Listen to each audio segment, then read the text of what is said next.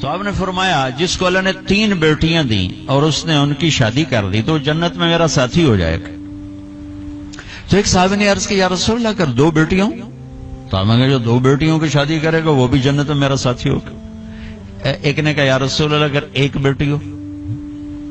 اللہ اس کا بھلا کرے، کسی کی ہوتی ایک ہے، کہ یا رسول اللہ اگر 1 بیٹی ہوگا جو 1 کی بھی شادی کرے گا وہ جنت میں میرا ساتھی ہوگا۔ ٹھیک، اب 10 بیٹوں کی شادی کرو تو جنت کا وعدہ کوئی نہیں۔ میرے نبی نے فرمایا اس کائنات کی مختصر سی زندگی ہے اور یہ مختصر سا ساز و سامان ہے، اور اس کائنات کی سب سے اعلیٰ ترین چیز وہ نیک بیوی ہے۔ میرے نبی نے فرمایا علی طلاق سے بچنا، جب طلاق دی جاتی ہے تو اللہ کا عرش کانپ اٹھتا ہے، اللہ کا عرش کانپ اٹھتا ہے جب بے جا طلاق دی جاتی ہے۔ ضرورت کے تحت تو طلاق رکھی گئی، لیکن جیسے آج کل کی طلاقیں ہو رہی تو اللہ کا عرش کانپ اٹھتا ہے۔ میں اسلام آباد سے آ رہا ہوں تو وہاں ایک بچی ملی مجھے، کہا کہ مجھے طلاق ہو گئی کہ سسرال والوں کا تیرے ابے گڈی تو دیتی کوئی نہیں، چل واپس، اور خود وہ ڈاکٹر طلاق ہو گئی۔ تو اس طرح جب ظلم و ستم ہوتا ہے تو پھر اللہ کا عرش کانپ اٹھتا ہے۔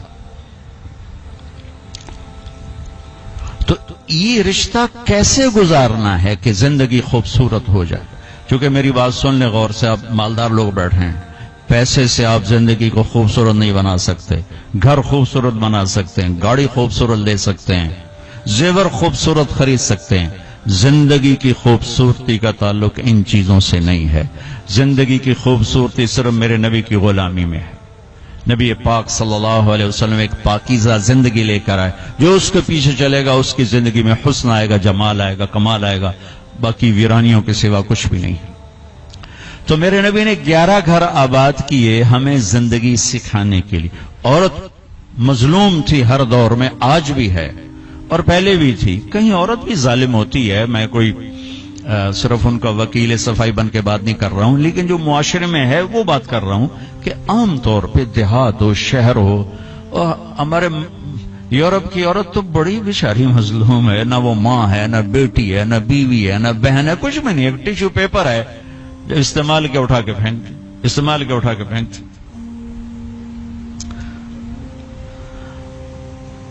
تو میرے نبی نے بھی اس کو ہائی لائٹ کیا۔ آپ تو شریعت لے کر آئے تھے، آپ نے زیادہ اس کو ہائی لائٹ کیا، اور 1 بیٹی کی ڈولی اٹھا دو تو میرے نبی فرما رہے ہیں وہ جنت میں میرے ساتھ ایسے ہوگا، ایسے کیوں 2 انگلیوں کو اشارہ کیا کہ میرے ساتھ ایسے ہوگا، اس کی کمزوری کی وجہ سے کہ وہ پستی ہے۔ تو میرے نبی نے مختلف مزاج کی عورتوں سے شادی کر کے خوبصورت زندگی پیش کی، نمونہ پیش کر کے تشریف لے کے۔ بچوں سے نسل چلتی ہے، بچے باپ کی جگہ سنبھالتے ہیں اور ان کی شادی کرنے پر اجر ہے، جنت کا وعدہ کوئی نہیں۔ اور بچی پرائی نسل لے کر چلتی ہے، اپنا گھر چھوڑ کے دوسرے گھر چلی جاتی ہے، اور میرے نبی فرما رہے ہیں 3 کی کرے تو ایسے، اور 2 کی کرے تو ایسے، اور 1 کی کرے تو میرے ساتھ ایسے ہے، اور 10 بچوں کی کرے تو اجر تو ملے گا، جنت کا وعدہ کوئی نہیں۔ پھر آپ نے فرمایا جس نے اللہ کو 2، آپ کے نہ فرمایا جس کو اللہ نے 2 بہنیں دی یا 2 بیٹیاں دی، کبھی بیٹی ہوتی ہے بہن نہیں ہوتی، کبھی بہن ہوتی ہے بیٹی نہیں ہوتی، اور اس نے ان کی شادی کی اور ان کا حق ادا کیا، تو وہ جنت اس پہ واجب ہو گئی، جنت اس پہ واجب ہو گئی۔ حق ادا کرنے کا کیا مطلب ہے؟ ہمارے پورے بر صغیر میں دنیا کا تو پتہ نہیں ہے، بہنوں کو کچھ نہیں دیا جاتا، صرف جہیز دیا جاتا ہے۔ پنجاب ہو، سندھ ہو، بلوچستان ہو، سرحد ہو، ہر جگہ بہن کو، بہت کم لوگ ہیں جو بہنوں کو باپ کی وراثت میں سے پورا حصہ دیتے ہیں، ورنہ بھائی کھا پی جاتے۔ ہمارے ہاں تو زمیندار جیلی انگوٹھے لگا کے زمین پہ قابض ہو کے بیٹھ جاتے، دینا ہی سوال ہی نہیں پیدا ہوتا۔ اور میرے رب نے جب قرآن اتارا تو بیٹی کی وراثت پہلے بیان کی، بیٹے کی وراثت بعد میں بیان کی. یہ عجیب بات ہے. یہ عرب کا دستور تھا کہ بچی کو کچھ نہیں ملتا تھا، سارا بیٹے کا. ہندی ثقافت میں بچی کے لیے کچھ نہیں، سب بیٹے کا ہے، بچی کے لیے جہیز ہے بس. میرا نبی جو دین لائے اور عرب کا جو ماحول تھا وہ یہ تھا سب کچھ بیٹے کا. تو قرآن یوں سوال اٹھاتا تو پھر بیٹی کو کیا ملنا چاہیے؟ یوں سوال اٹھاتا نا. تو اللہ کہتا بیٹی کو بیٹے کا آدھا ملنا چاہیے. لیکن اللہ نے جب قرآن اتارا تو ایسا خوبصورت انداز میں اتارا کہ اللہ نے یہ سوال اٹھایا کہ بیٹے کو کتنا ملنا چاہیے. بیٹے کو تو مل ہی رہا تھا پہلے، لیکن اب قرآن کی آیت میں پیش کرتا ہوں. قرآن نے یوں سوال اٹھایا کہ بیٹے کو کتنا دیا جائے گا، جیسے بیٹے کا حق ہے ہی کوئی نہیں. بیٹے کو کتنا ملے گا؟ تو اللہ نے کہا للذکر مثل حظ الانثیین، جتنا ہم نے دو بیٹیوں کا حق رکھا ہے اتنا ایک بیٹے کو دے دیا جائے. حالانکہ ماحول کے مطابق ہونا چاہیے تھا جتنا ہم نے بیٹے کا حق رکھا اس کا آدھا بیٹی کو دے دیا جائے. میرے رب نے کہا جتنا دو بیٹیوں کا ہم نے حق رکھا ہے وہ ایک بیٹے کو دے دیا جائے. پورے عرب کی تہذیب پر ہتھوڑا چلا کہ جس پیٹ سے بچہ نکلا اسی سے تو بیٹی نکلی. جس چھاتی کا دودھ بیٹے نے پیا اسی کا تو بہن نے پیا ہے، اسی کا تو بیٹی نے پیا ہے. جس چھت کے نیچے بچہ پروان چڑھا اسی کے نیچے تو بچی پروان چڑھی. جس گود میں بیٹا پروان چڑھا اسی گود میں تو بیٹی کھیل کے پروان چڑھی. اور دوسرے گھر جا کر تم نے اس کا حق اڑا دیا. چور چوری کرے تو پکڑ کے تھانے دیتے ہو، یہ جو سارے بھائی چور بیٹھے ہیں ان کو پکڑ کے تھانے کیوں نہیں دیتے ہو؟ جنہوں نے اللہ کی شریعت کو یوں مذاق اڑا کے رکھ دیا. میں رائمنڈ جب پڑھتا تھا تو میں اپنے استاد صاحب جن سے میں نے قرآن کی تفسیر پڑھی ان کے لیے شہد کی بوتل لے کر گیا.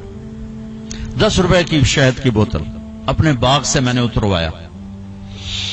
میں نے پیش کیا کہ استاد جی آپ کے لیے شہد لایا ہوں. کہنے لگے کہاں سے لائے ہو؟ میں نے کہا جی میرے اپنے باغ کا ہے. اب آپ سوال پہ غور کرنا. فرمایا تیرے باپ نے اپنی بہنوں کو وراثت میں سے حصہ دیا تھا؟ تیرے باپ نے اپنی بہنوں کو تمہارے دادا کی وراثت میں سے حصہ دیا تھا؟ میں نے کہا جی اللہ کا بڑا شکر ہے میرے باپ کی بہن ہی کوئی نہیں تھی. جے ہوندی تا کدی نہ دین دے. کون دیندا؟ جے ہوندی تا کدی نہ دین دے. میں نے کہا جی شکر ہے 2 ہی بھائی تھے انہی کی ساری زمین ہے وراثت ہے، میرے ابے کی بہن ہی کوئی. اچھا تو تیرے دادا نے اپنی بہنوں کو حصہ دیا تھا؟ میں کہا میں جمعیا ہی کوئی نہ ہوں، میرے کو لکی پوچھی جانتے ہو دادے دیتا ہے کہ نہیں دیتا. اتنی ریسرچ کے بعد ایک 10 روپے کی شہد کی بوتل مجھ سے قبول فرمائی. کیا مطلب تھا اس سوال کا کہ اگر تیرے باپ کی کوئی بہن ہے اور اس نے حصہ نہیں دیا تو یہ شہد میرے لیے جائز نہیں ہے، اور اگر دیا ہے تو پھر ٹھیک ہے لے میں رکھ لیں. جب میں نے تسلی دی جناب میرے ابے دی کوئی بہن کو یا 2 بھرا یا بس اور کچھ، میں کہا اچھا ٹھیک ہے اب رکھ دو. اللہ نے اتنا حق رکھا چونکہ کھا جاتے تھے دیتے ہیں. اور آج بھی یہی دستور ہے کہ بیٹی کے لیے کوئی جہیز ہے باقی کچھ بھی نہیں ہے. مجھے آپ کے شہروں کا نہیں پتا، میں اپنے دیہات کی بات کر رہا ہوں. ہمارے دیہاتوں میں نہیں دیا جاتا، ظلم و ستم ہے یہ. پھر یہی میرے نبی نے فرمایا بیٹی کا پیدا ہونا عیب تھا عرب میں، تو میرے نبی نے فرمایا اللہ نے جس کو پہلی بیٹی دی بیٹا نہیں دیا اور اس نے خوشی کا اظہار کیا تو آسمان سے ایک فرشتہ اترتا ہے جو بچی کے اوپر اور بچی کی ماں پر اپنے پر پھیلا دیتا ہے. زمرد کے پر ہوتے ہیں اور وہ کہتا ہے جو تم دونوں پہ خرچ کرے گا اللہ اس کا ساتھی ہو جائے.